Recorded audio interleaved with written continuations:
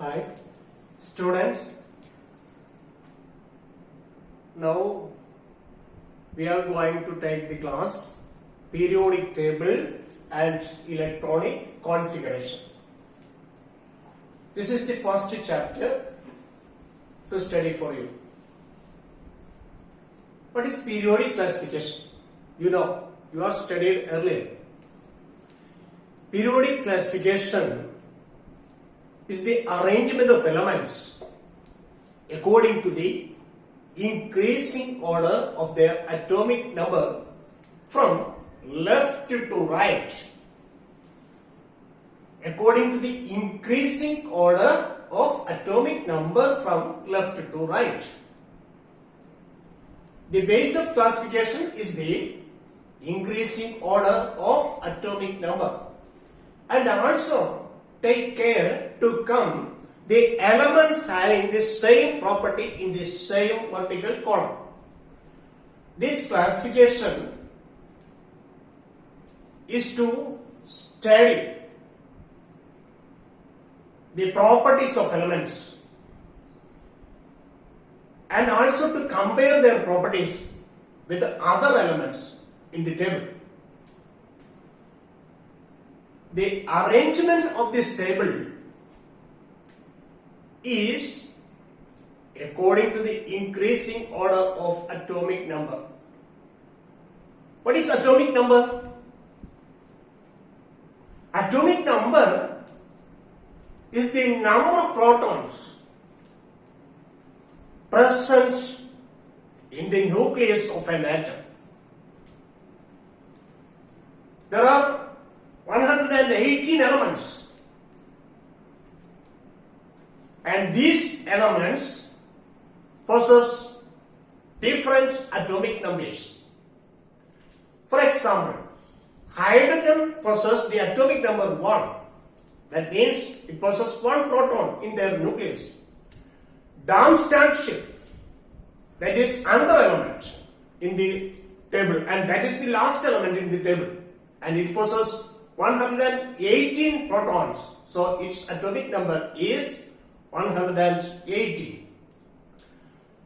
The table arrangement is based on the atomic structure of elements.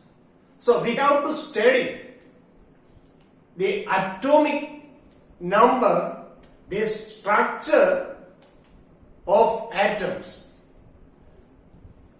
The structure of atom is related to the periodic classification. So, first of all, we have to study the structure of atom.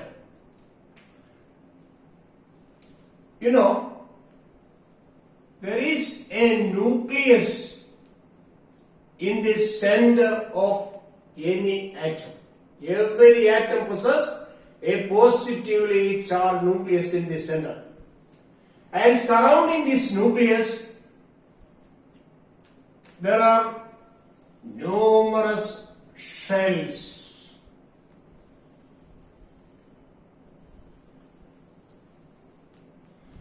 Surrounding the nucleus, there are numerous shells.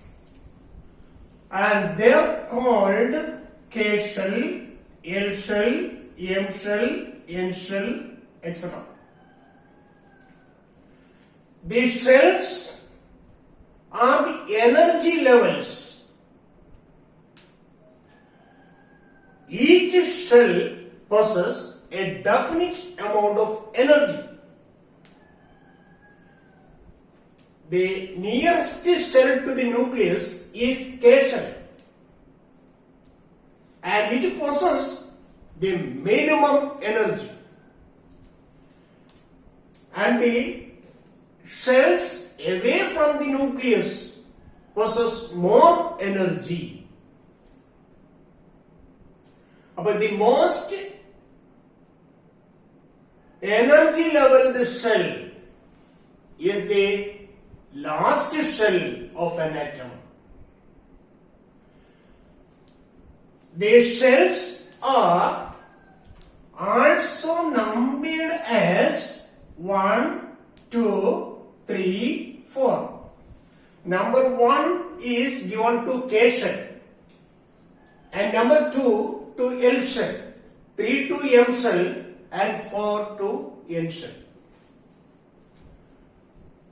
അപ്പോ ഒരു ആറ്റത്തിന്റെ മധ്യത്തിൽ nucleus, ആ ന്യൂക്ലിയസിന് പുറത്ത് ധാരാളം ഷെല്ലുകൾ, ആ ഷെല്ലുകളിൽ ഊർജമുണ്ട്, energy.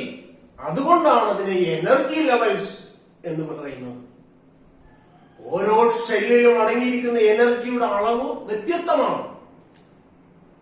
ന്യൂക്ലിയസിനോട് ഏറ്റവും അടുത്ത ഷെല്ലിലാണ് energy ഏറ്റവും കുറവ്.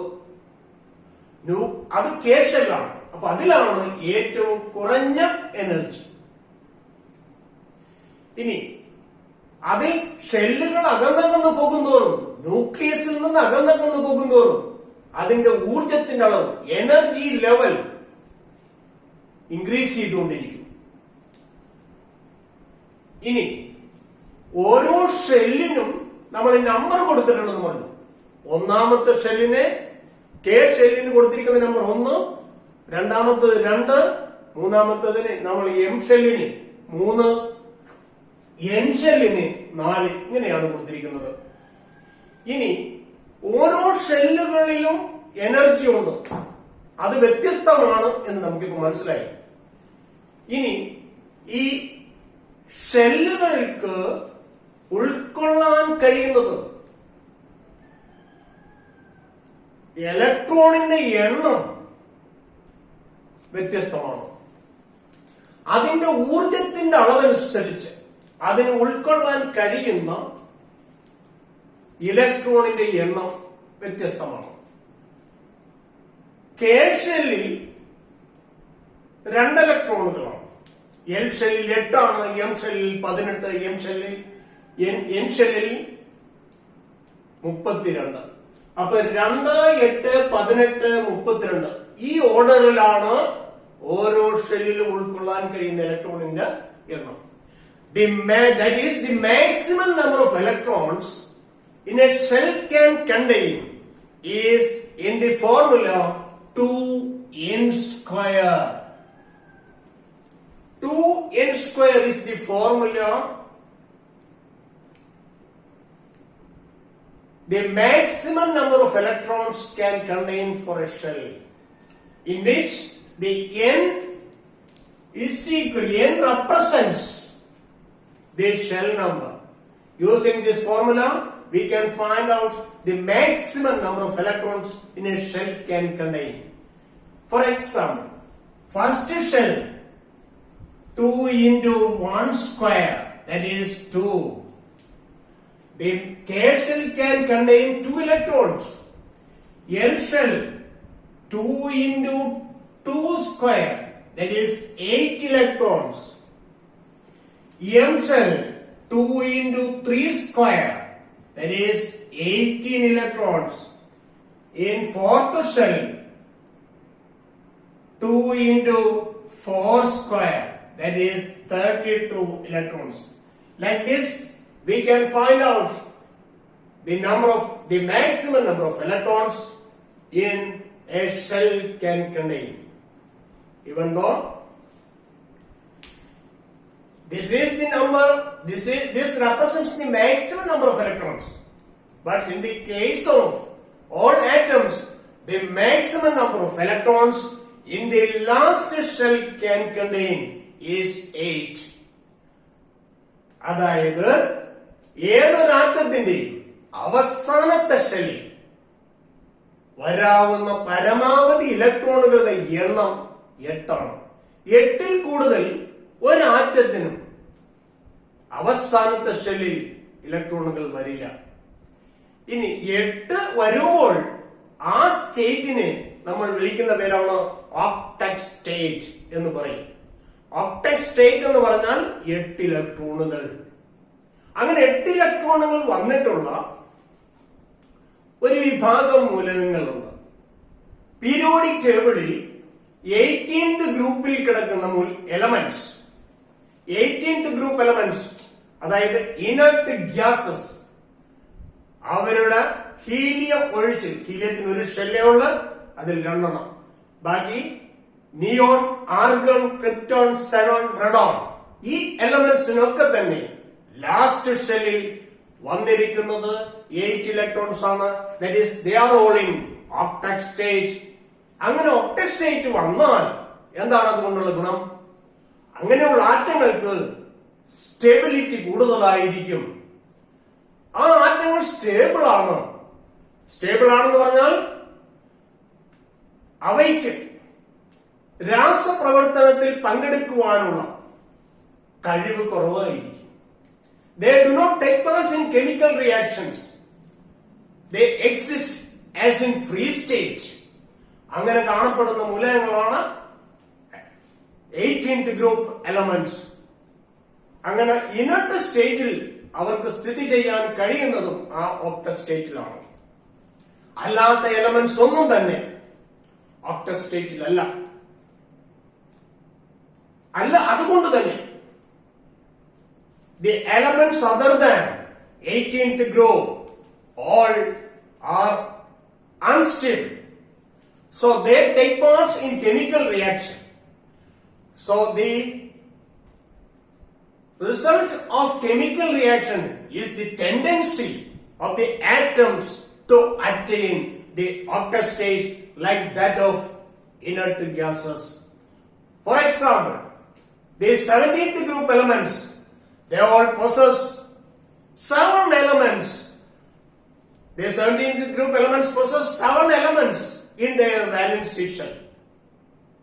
Fluorine, chlorine, bromine, iodine, astatine. They are all more reactive elements because they possess 7 elements. If they get one more element, they can go to the octet state, the nearest octet element state. That is why they show more reactivity. But in the case of alkali metals like lithium, sodium, potassium, etc., possess 1 electron after the nearest octet state. More than 1 electron, അതായത് octet സ്റ്റേറ്റിന് ശേഷം 1 electron കൂടി വന്നിരിക്കുന്നു. ലിഥിയത്തിൽ 2-1, സോഡിയത്തിൽ 2-8-1, പൊട്ടാസ്യത്തിൽ 2-8-8-1. ഈ അധികം വന്നിരിക്കുന്ന ഒരു electron കൂടി പോവുകയാണെങ്കിൽ അതിന് തൊട്ടടുത്ത ഇനർട്ട് സ്റ്റേറ്റിലേക്ക് പോകാൻ കഴിയും. അതുകൊണ്ട് തന്നെ അവരും ആ ഒരു ഇലക്ട്രോണിനെ വിട്ടുകൊടുത്ത് നിയറസ്റ്റ് ഒക്ടറ്റ് സ്റ്റേറ്റിലേക്ക് പോകാൻ റിയാക്ടിവിറ്റി കാണിക്കുന്നു. അപ്പോൾ ഈ റിയാക്ടിവിറ്റി എല്ലാ എലമെന്റ്സിന്റെയും റിയാക്ടിവിറ്റി അവരുടെ വാലൻസി ഇലക്ട്രോണിനെ, അതായത് വാലൻസി ഇലക്ട്രോൺ എന്ന് പറഞ്ഞാൽ ദി ലാസ്റ്റ് ഷെൽ ഇലക്ട്രോൺസ്, ആ വാലൻസി ഷെൽ ഇലക്ട്രോണിനെ ഡിപ്പെൻഡ് ചെയ്ത് നിൽക്കുന്നു. വാലൻസി ഷെൽ ഇലക്ട്രോൺ ഒക്ടറ്റ് സ്റ്റേറ്റിലേക്ക് മാറ്റുന്നതിന് വേണ്ടി കൊടുക്കുകയോ അവിടേക്ക് വാങ്ങിക്കുകയോ ചെയ്ത് അവര് രാസപ്രവർത്തനത്തിൽ ഏർപ്പെടുന്നു. അപ്പോൾ ആറ്റങ്ങളുടെ ആ ഒരു അവസാനത്തെ ഷെല്ലിൽ 8 വരിക എന്നുള്ളത് ഒരു ടെൻഡൻസിയാണ്. അതുകൊണ്ടാണ് രാസപ്രവർത്തനത്തിൽ ഏർപ്പെടുന്നത്. അപ്പൊ അവസാനത്തെ ഷെല്ലിൽ പരമാവധി വരാവുന്ന ഇലക്ട്രോണുകളുടെ എണ്ണം 8 ആണ് എന്ന് ഓർത്തിരിക്കുക. എന്നാൽ 8 എല്ലാ ആറ്റങ്ങൾക്കും ഉണ്ടാകില്ല. ഇനർട്ട് ഗ്യാസിന് മാത്രമേ 8 ഇലക്ട്രോണുകൾ ഉള്ളൂ എന്ന് ഓർത്തിരിക്കുക. ഈ 8 അല്ലാത്തവർ 8ലേക്ക് എത്താൻ വേണ്ടിയാണ് രാസപ്രവർത്തനം കാണിക്കുന്നത്. 8 വരുമ്പോഴാണ് കൂടുതൽ സ്ഥിരത.